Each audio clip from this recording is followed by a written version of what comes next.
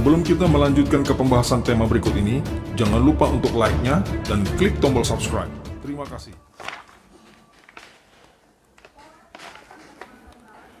Assalamualaikum warahmatullahi wabarakatuh. Kembali bertemu dengan saya Irofeldi. Itu tadi kita sudah sama-sama melihat kilasan-kilasan tayangan berbagai berita terbaru tentang wakil presiden kita yang membahas statement informal beliau yang paling terbaru, bahwa beliau menyampaikan semacam himbauan agar kita sering-sering makan pisang. Ya, karena memang benar, pisang itu buah-buahan salah satu yang paling bermanfaat buat kesehatan tubuh. Dan dalam himbauannya, beliau menyampaikan kalimat yang sifatnya ya semacam kiasan, bahwa dengan makan pisang sebanyak 2 buah, itu akan cukup mengenyangkan 1 harian penuh. Seperti biasa, statement kiasan ini memancing reaksi beragam dari publik.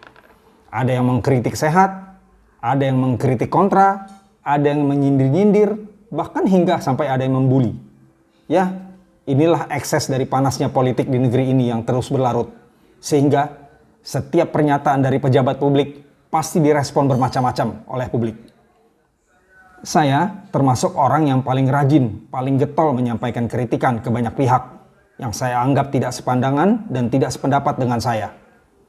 Mau itu dari kubu pemerintah, ataupun dari kubu pendukung, atau siapa saja dan dari mana saja. Tapi teman-teman bisa lihat jejak rekam digital saya. Hingga kini belum pernah sekalipun saya melontarkan respon-respon kritis, apalagi nyinyir sindir kepada wakil presiden kita ini. Karena buat saya itu sangat tidak pantas, mengingat beliau sudah sangat sepuh. Apalagi beliau juga seorang kiai, seorang ulama pula.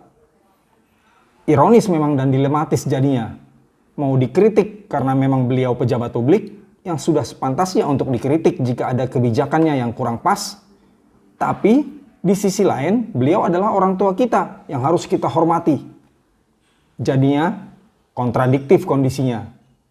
Ya, karena seorang sepuh yang terhormat tapi didudukan jadi pejabat publik yang kodratnya memang jadi bantalan kritikan. Oleh karena itulah, sejak awal pertama sekali saat beliau mulai dicalonkan jadi calon wakil presiden oleh kubu Pak Jokowi, saya sudah sangat tidak setuju.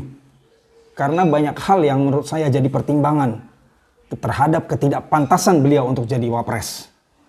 Bukan karena beliaunya yang tak pantas, tapi kitanya yang tak pantas menjerumuskan beliau masuk ke arena yang akan banyak konfliknya.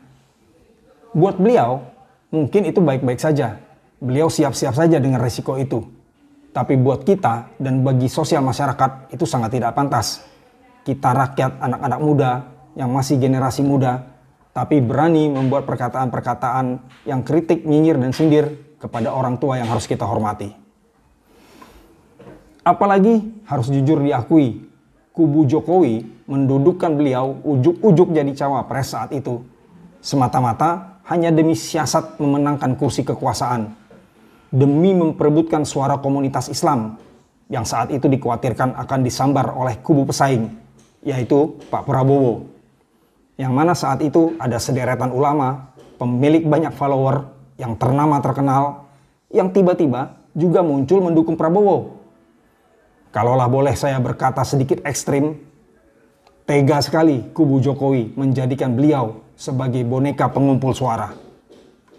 Maka di akhir kata, saya cuma bisa berdoa, semoga saja di 2024 nanti, jika pemilu tidak diundur, tidak ada lagi drama-drama seperti ini dengan mengorbankan orang-orang sepuh terhormat hanya karena melepas dahaga haus kekuasaan.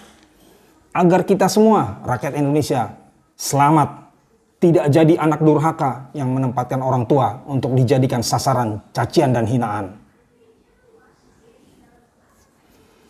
Oke, demikian kawan-kawan semua.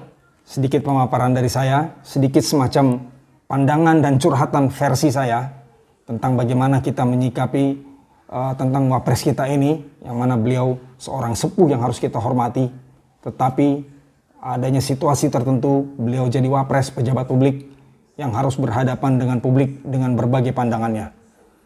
Semoga apa yang saya sampaikan ini dapat disikapi dengan positif dan bijak dan bermanfaat buat kita semua. Wassalamualaikum warahmatullahi wabarakatuh.